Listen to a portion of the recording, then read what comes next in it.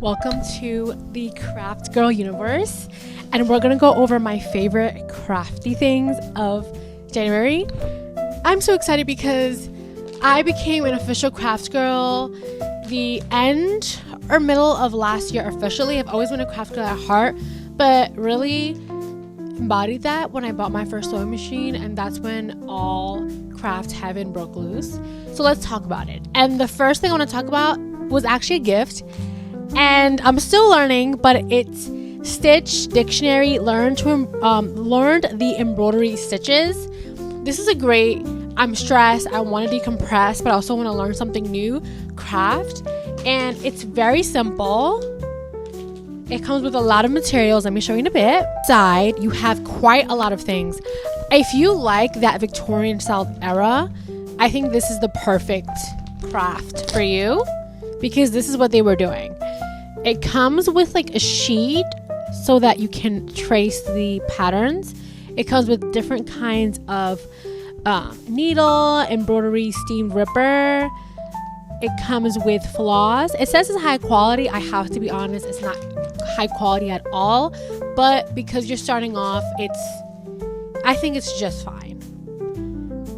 I think I'm really excited about finishing this craft because once I'm in my embroidery confidence era, I see myself writing my name, like my first and last, mostly my last name or like my nickname on a lot of my jackets and sweaters. That's kind of like niche and cool, right? Next thing was also a gift. It's a collage kit. It's by Free Period Press, Volume 2. So this is actually another really accessible craft item. I think they got this from Amazon.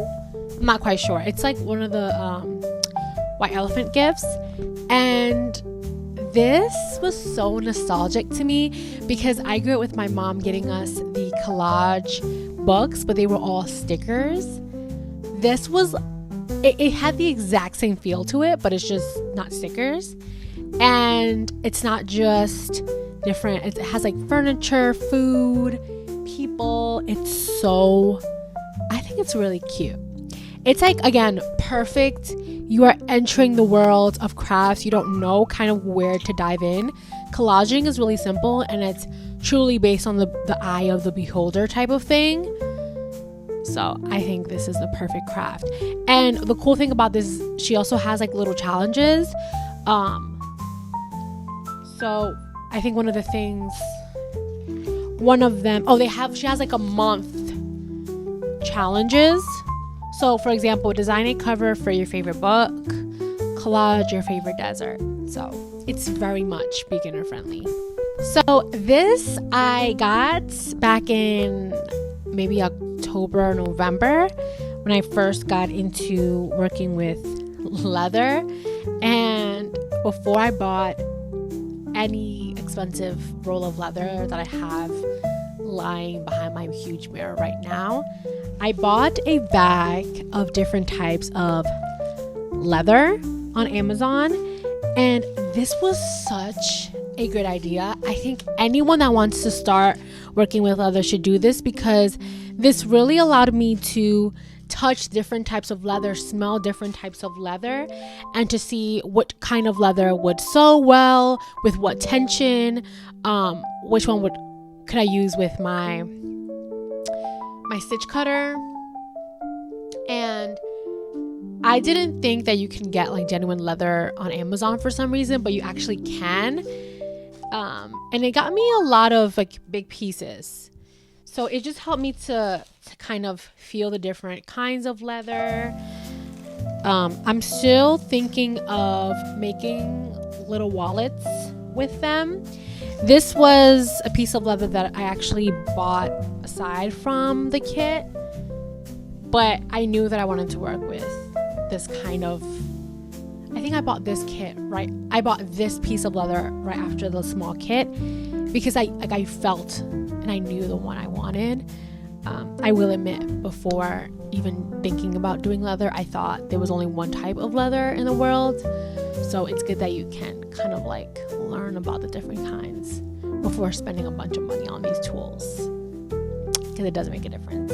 Speaking of leather, I got this tool. I generally forgot what this is called, but when you are hand stitching leather, it can be very difficult to kind of position it right, especially the thicker the leather, the harder it is to just make sure the stitching is straight.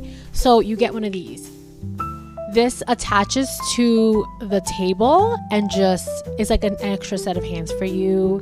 You can adjust it, you can adjust the thickness, and I think it's worth investing in the price. I think I got this for $30. People make it, but I don't have like random wood lying around. And to me, I just wanted to buy it. It's just better to buy it for me. But I know a lot of people that do make this it's pretty simple to make without all these screws, but I think it's worth buying. If you know you're going to be hand stitching, especially leather, I think everyone should get one of these because it saves you a lot of time. This is a fun one. My favorite are these cute tapes, especially the polka dot one. So if you may not know, I run a snail mail business and snail mail club, and each month it pertains to like a diary entry, a story, characters, and mental health related journal prompts. Everything is connected, and all the pages that are in the snail mail I hand design, kind of like collage version. And for the month of January, I used these two colors. I might have only used the gold actually, now that I think about it. Before one of the ones that I was trying out, I used the polka dot one, and I got them for free. My coworker gave this to me for free, so very special. Free things all hold a special place in my heart. So the last thing that I have as favorites, actually, yeah, the last thing will be one of the very first crafts that I can remember doing. This was, I think, elementary school, and it's falling at the seams, but it is one of my favorite things that I keep. I put crayons here, I put earrings here, and it's just like a little tin. Isn't it so cute? I loved this craft when I was younger, so I just like keeping it. I like to keep it in well condition. I think I'll probably buy more of these and just fix it up, just because I want to kind of remind myself that crafting is cool, and that's something I've always wanted. Just kind of reminiscing on these tools that I love for the month of January kind of motivates me to be genuine with how I spend my time. I have 3 jobs, and I write in my blog a lot. Well, actually more than I write, less than I should, but all that to say that I'm a very busy person, and I notice that the weeks that I don't do any crafts, I feel kind of sad and kind of passive aggressive because I know I'm not using my time to my best potential. When I use my hands, I feel closer to God. I feel more calm. I feel happy. And crafts is something that I think every person on earth should spend time doing at least once a week. Even if it's something like coloring in a coloring book, it makes people happy. It lowers your cortisol levels. And just staring on my floor of all the craft tools that I've used in the last couple months really does make me happy, because I'm finally 26 years into my life. I'm finally choosing to do what makes me happy all along and not what people want me to do. So continue creating and create even more than last year. I'll see you next